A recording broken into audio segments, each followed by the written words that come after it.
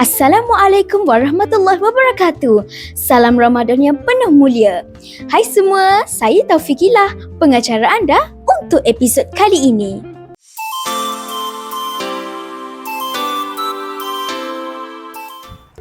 Hari ini kita nak kongsikan satu program istimewa yang baru sahaja dilancarkan di sekolah kita, iaitu program Ihya Ramadan bagi tahun 2026.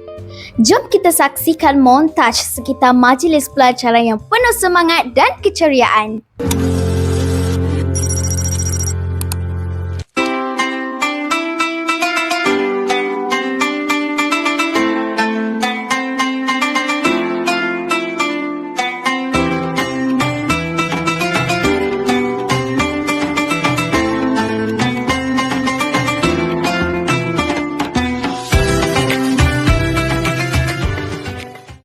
Wah, meriah betul suasana tadi kan? Sepanjang Ramadan ini, banyak aktiviti menarik yang telah dirancang khas untuk kita semua. Antara aktiviti yang paling dinanti-nantikan sepanjang Ramadan ini, mestilah sesi tadarus Al-Quran. Selain dapat kumpul pahala berganda, bacaan kita pun makin lancar dan kita pun makin yakin.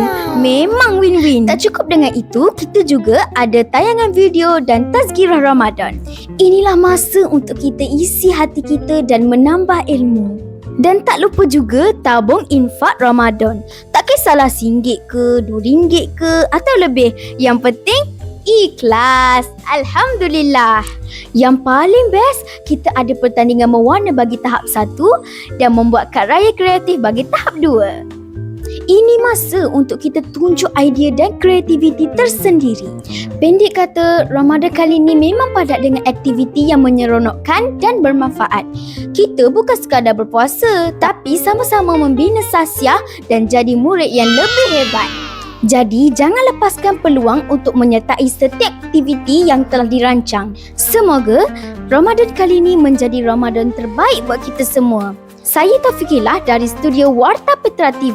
Suara cilik, bicara interaktif. Wassalamualaikum warahmatullahi wabarakatuh.